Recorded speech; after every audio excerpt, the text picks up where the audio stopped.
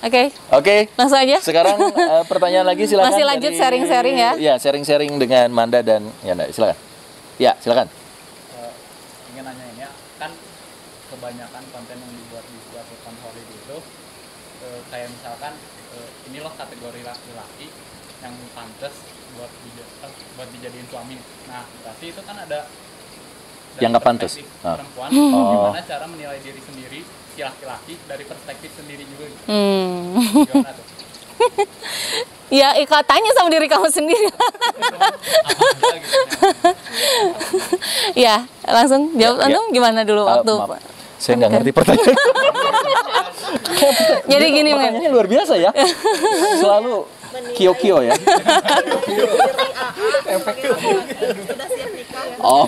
Jadi sebenarnya kalau yang Manda pelajari ini berkaitan dengan konsep diri. Jadi konsep diri itu ada aku sosial, aku ideal, ya nggak gitu kan? Aku sosial tuh seperti kita dipandang oleh orang lain yang tadi misalnya ada nilai-nilai yang misalnya laki-laki yang pantas dinikahi, berarti itu kan menurut perspektif orang lain. Nah, gitu kan. Nah, ada juga yang disebut aku ideal gitu. Nah, aku ideal tuh harapan-harapan dari diri kita sendiri memandang diri kita.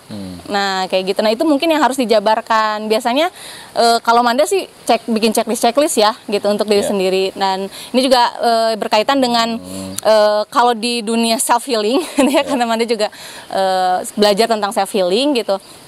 Itu kita harus punya dulu self awareness gitu, kesadaran diri kita gitu. Kita harus tahu dulu, know yourself, mengenal diri dulu gitu. Memang perjalanannya panjang gitu kan, mengenal diri, kemudian kita juga harus punya self talk, bicara kepada diri kita sendiri gitu. Aku siapa? Kemudian bagaimana aku menilai diri aku gitu. Nah, kalau misalnya orang menilai kita itu kan tadi selain persepsi ya, itu persepsi orang, itu termasuk citra diri gitu. Nah, ini jangan sampai citra diri dari orang juga bisa mempengaruhi diri kita. Kita harus tetap punya kepribadian gitu ya, penilaian kepribadian diri kita sendiri. Namanya self assurance. Nah, itu juga gitu kan. Jadi kalau ada orang yang nggak pedean, kata orang, ih kamu kok kayaknya kurusan deh, kok kamu gendutan deh, itu langsung dia down, berarti self awareness-nya rendah.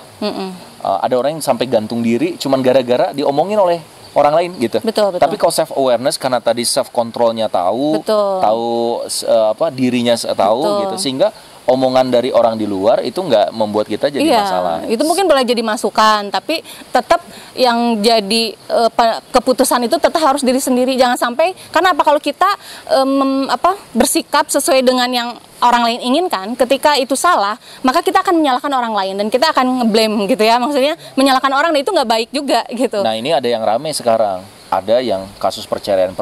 Saya ngobrol sama istri juga.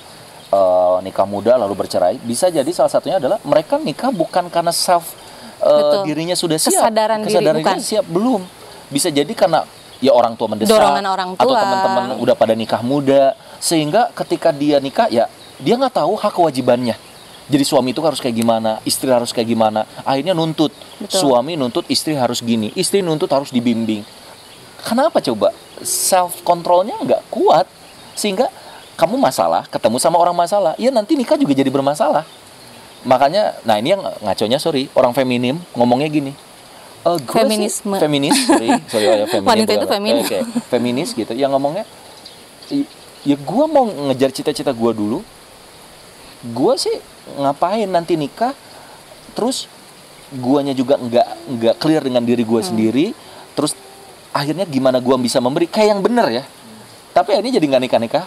Akhirnya nggak mau punya anak dan yang lain. Nah, sebenarnya ada benernya tapi kurang tepat. Itu terlalu tinggi. Itu terlalu tinggi. Self assurance terlalu tinggi. Akhirnya ya udah, gue nggak butuh nikah, gue nggak butuh istri, orang lain. Suami, gitu. Ada yang kayak gitu. Ada yang kayak gitu. Ya gue bisa melakukan sesuatu dengan diri gue sendiri. Itu juga bahaya gitu. Ya. Jadi teman-teman, tadi citra diri, citra sosial, citra ideal, kita tuh harus memahami itu.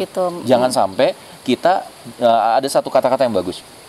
Jika kamu tidak bisa mendefinisikan siapa diri kamu, maka orang lain akan mendefinisikan siapa kamu.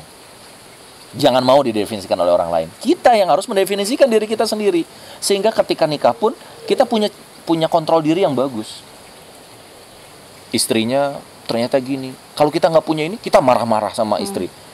Ini marah-marah, salah ke semuanya gitu. Padahal sebenarnya bukan salah. sederhananya gini, aku ingin semuanya serba putih. Gimana caranya? Apakah harus dicat semuanya ini hijau jadi putih? Capek. Daripada gitu, pakailah kacamata yang sudah dicat putih. Semua yang kamu lihat pasti akan putih. Berarti kita yang harus point of view-nya yang harus berubah. Orang lain susah kita ubah.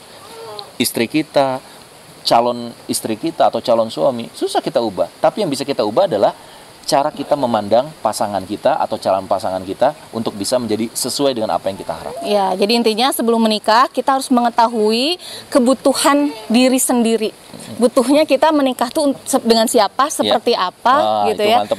Nah, jadi kesadaran itu yang sangat diperlukan dan itu tuh harus dilatih dari kecil. Nah, ini juga penting buat nanti parenting nih ya, sedikit parenting gitu buat anak-anak. Kita jangan memaksakan ke anak seperti ini. Sebenarnya kita harus tahu kebutuhan anak tersebut dan anak tersebut harus sadar kebutuhan dirinya. Nah, ini yang harus dilatih gitu. Gimana caranya tadi? Self talk, kemudian tulis checklist gitu ya. Kebutuhan kita tuh apa sebenarnya gitu ya. Kalau misalnya kita udah seperti ini checklist. Nah, itu yang akan membantu kita untuk bisa lebih siap lagi menjalani pernikahan. Ya, terakhir ada anak-anak zaman sekarang yang FOMO. Tahu FOMO nggak? Jadi harus ikut-ikutan gitu. Deg-degan kalau dia tuh nggak ikut tren. Itu FOMO sekarang. Nah, bisa. Latah banget. Tahu nggak itu kenapa? Karena citra dirinya. Makanya kalau saya punya prinsip, kalau orang terlalu banyak yang berani, maka kita yang harus takut. Kalau semua orang takut, kita harus berani. Kita datang ke sini, yang lain mungkin masih banyak ketakutan. Ya kita yang berani, karena kan sedang sepi. Jadi kita harus berpikir dari kebalikannya gitu. Jadi jangan ikuti tren, tapi ciptakan tren. Terima kasih. Assalamualaikum warahmatullahi wabarakatuh.